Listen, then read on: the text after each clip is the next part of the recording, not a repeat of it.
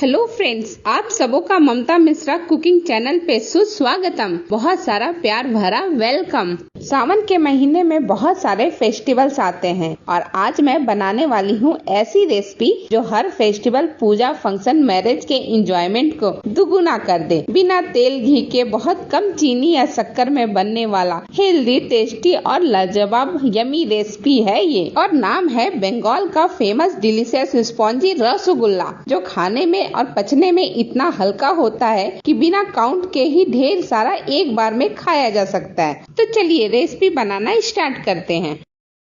सबसे पहले रसगुल्ला के लिए छेना बना लेते हैं। वैसे दूध से छेना बनाने की रेसिपी मैंने पहले दे रखी है, लेकिन इस बार बहुत ज्यादा डिटेल में स्टेप बाय स्टेप बताने वाली हूँ। तो इसके लिए मैंने 1 लीटर दूध लिया है। अगर आप गिलास से ले रहे हैं तो बड़े वाले गिलास से 2 गिलास दूध लीजिएगा और दूध को अच्छा बॉयल आने दीजिएगा। जब अच्छा बॉयल दूध में आने लगे तो फ्लेम को बंद करके दूध को थोड़ा सा ठंडा कर लीजिए। बहुत ज्यादा ठंडा नहीं करना है, बस 2 से 3 मिनट। या फिर आपको तुरंत छेना फाड़ना है तो मेरा ट्रिक आजमाइए। आप इसमें 2 से 3 चम्मच पानी डाल दीजिए। थोड़ा सा पानी डालने से ही ऑटोमेटिक ही थोड़ा ठंडा हो जाता है। और पानी डालने के बाद अच्छी तरह से दूध और पानी को मिक्स कर लीजिएगा। अब दूध थोड़ा सा ठंडा हो चुका है तो अब हम इसमें डालेंगे नींबू का रस। आप नींबू का रस डाल सकते हैं या सिरका भी डाल सकते हैं। मैंने नींबू का रस 2 निचोड़ लिया था और उसमें मैंने डाल दिया है 2 से 3 चम्मच पानी, और दोनों को मिक्स करके थोड़ा थोड़ा इस रस को या इस पानी को हम डाल रहे हैं दूध के अंदर। एक बार में पूरा मत डालिएगा, 1-1 चम्मच डालिएगा। 1-1 चम्मच डालते जाइएगा और अच्छी तरह से हिला लीजिएगा, चला लीजिएगा, जिससे दूध फट जाए। बस देखिए 3 से 4 बार ही मैंने डाला है। थोड़ा सा मेरा बच भी गया है और मेरा दूध अच्छी तरह से फट भी गया है। ये देखिए बहुत आराम से फट जाता है, कोई भी प्रॉब्लम नहीं होती है। इस तरह से छेना बहुत सॉफ्ट बनता है। अब आगे का प्रोसेस करते हैं। तो इसके लिए मैंने एक बाउल के ऊपर कपड़ा बिछा लिया है, नीचे एक छन्नी भी रख लिया है। दूध छानने वाली या किसी भी टाइप की छन्नी आप रख सकते हैं, और इस कपड़े के ऊपर सारा दूध हम पलट देते हैं।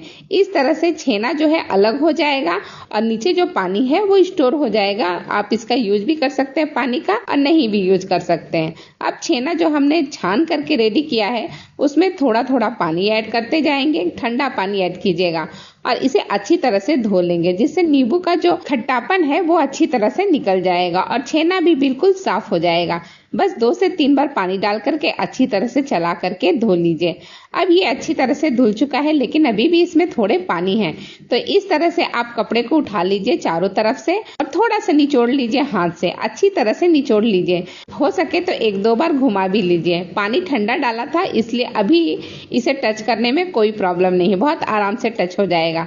और इसके बाद हम इसके ऊपर कोई वजनी चीज रख देते हैं। जैसे मैंने खलबट्टे को रख दिया है। खलबट्टे की जगह आप कोई दूसरा चीज भी रख सकते हैं और इसे अच्छी तरह से बैलेंस करके रखिएगा, जिससे थोड़ी देर में सारा पानी निकल जाएगा। अब ये 5 मिनट का टाइम हो चुका है, मैंने खलबट्टे हटा दिए हैं और अब मैं चेक करती हूँ कि पानी निकल गया है या नहीं निकला है।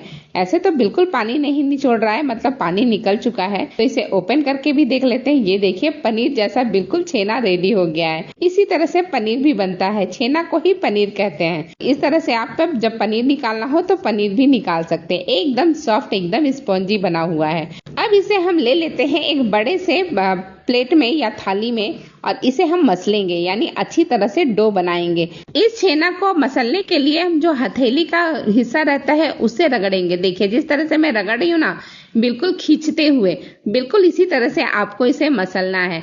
और कम से कम 7 से 8 मिनट तक लगातार इसे मसलिएगा। और थोड़ा थोड़ा इसमें आप मैदा भी ऐड करिएगा। मैं सिर्फ 1 चम्मच के करीब ही मैदा ऐड करने वाली हूँ, लेकिन एक बार में सारा मैदा ऐड नहीं करूंगी। थोड़ा थोड़ा मैदा ऐड करती जाऊंगी और अच्छी तरह से मसलती जाऊंगी।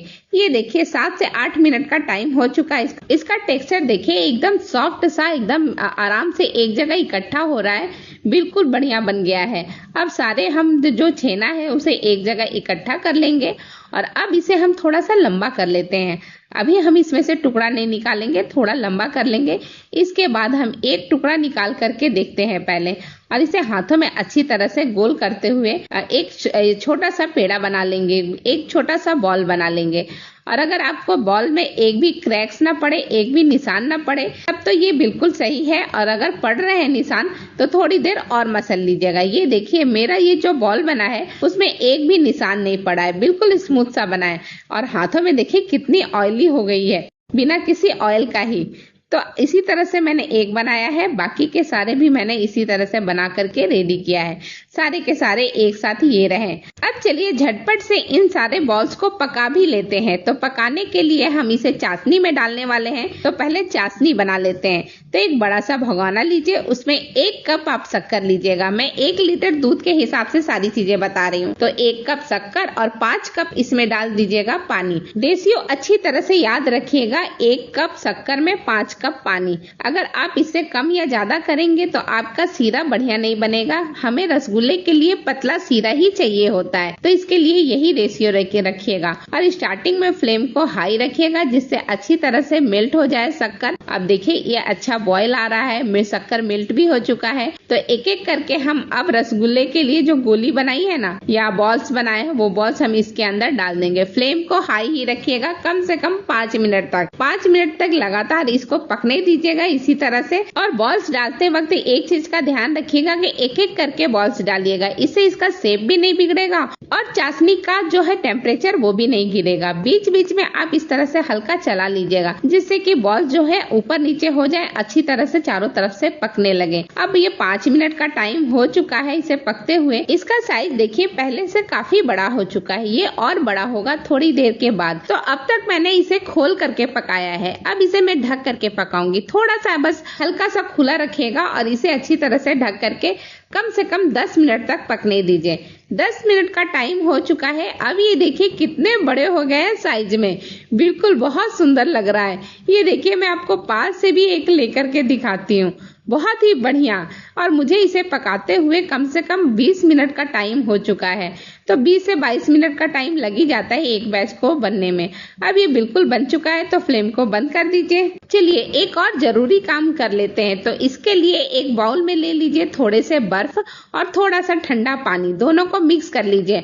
और फिर एक एक करके जो रसगुल्ले हमने बनाए हैं ना, वो इसमें डाल देते हैं। स्पून के हेल्प से आप डालते जाइएगा एक एक करके सारे रसगुल्लों को। इसके टेम्परेचर को हमें बिल्कुल नॉर्मल या ठंडा करना है, जिससे जो कुकिंग का प्रोसेस है रसगुल्ले का वो रुक जाए। तो इसलिए मैंने सारे रसगुल्ले को डाल दिया है ठंडा पानी में, बर्फ वाली पानी में। सारे रसगुल्ले डालने के बाद 2 मिनट के बाद आप इस तरह से एक एक रसगुल्ला निकालिए और उसे निचोड़ लीजिए। अच्छी तरह से इसके सारे पानी को निचोड़ लीजिएगा। ये देखिए शेप साइज सब बिगड़ गया है रसगुल्ले का, लेकिन कोई बात नहीं, वापस से ये उसी शेप में आ जाएगा। और इसी तरह से मैंने बाकी के सारे रसगुल्ले को निचोड़ करके रख लिया है एक बाउल में।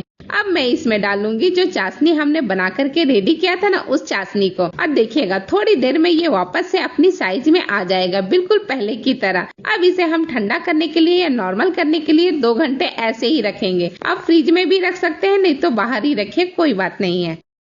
2 घंटे का टाइम निकल चुका है और अब ये लीजिए Bengali famous recipe spongy rasgulla या रसगुल्ला बन करके बिल्कुल रेडी है सर्विंग के लिए। अब मैं एक रसगुल्ले को दबा करके स्क्वीज करके आपको दिखाती हूँ, पूरा रस मैं निचोड़ दूंगी। ये देखिए बिल्कुल स्पॉन्ज की तरह से ये कितना एकदम से अंदर तक दब गया है। और वापस से मैंने जब इसको सीरे में या चाशनी में डाला तो अपना ये शेप वापस से रीगेन कर लिया है।